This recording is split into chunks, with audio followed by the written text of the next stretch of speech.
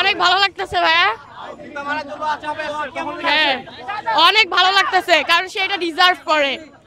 অবশ্যই যারা এই দেশে স্বৈরাচার এখনো এই দেশে আছে তারা এটা মুছে দেওয়ার চেষ্টা করছে, অবশ্যই তাদের বিরুদ্ধে ব্যবস্থা নেওয়া হবে বলে আশা করছি।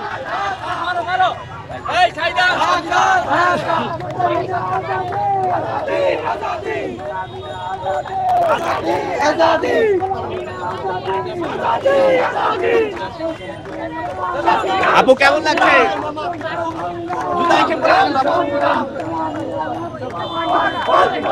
সরাসরি মারতে পারলে ভালো লাগতো।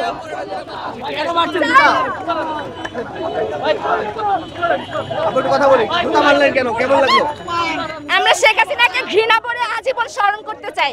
মানুষের মনে তিনি কতটা ঘৃণা করে স্মরণ হয় সেটা তিনি যেন দেখেন।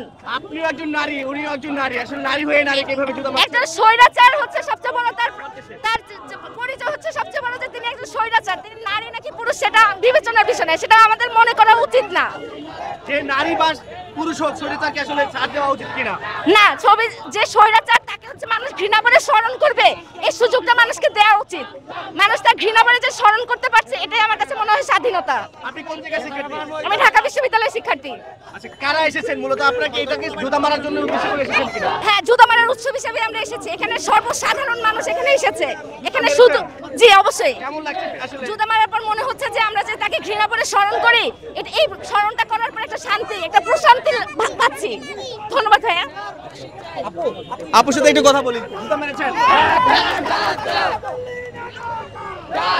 এই যে কর্মসূচি পালন করছেন শিক্ষার্থীরা, এই বিষয়টা কিছু বলেন। দর্শক, আপুকে জুতা মেরেছেন? জি মেরেছি। আরে কেমন লাগছে জুতা মেরে? খুব ভালো লাগছে, খুব ভালো লাগছে। একজন নারী হয়ে আরেকজন নারীকে জুতা মেরলেন, আসলে এটা আপনারা কিভাবে দেখছেন?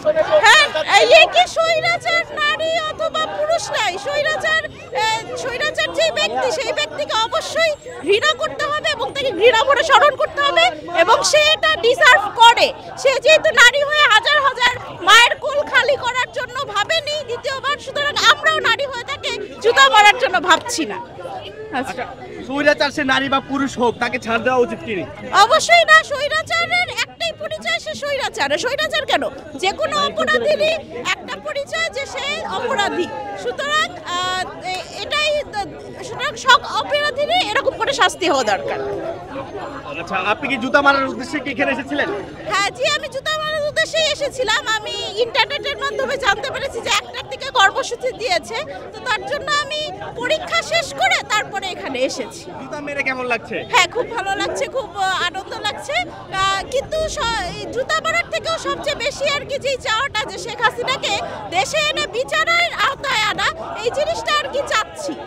যে শেখ হাসিনাকে দেশে এনে তার বিচার কার্য করা, তার ফাঁসি দেওয়া, আর যদি ফাঁসি নাও দিতে পারে তাকে যেন স্বৈরাচার হিসেবে এভাবেই সারা জীবন ট্রিট করা হয়। এই জিনিসটা যাতে আমাদের পরবর্তী প্রজন্মগুলো ভুলে না যায়, সেটাই আমার আর কি মূলত চাও।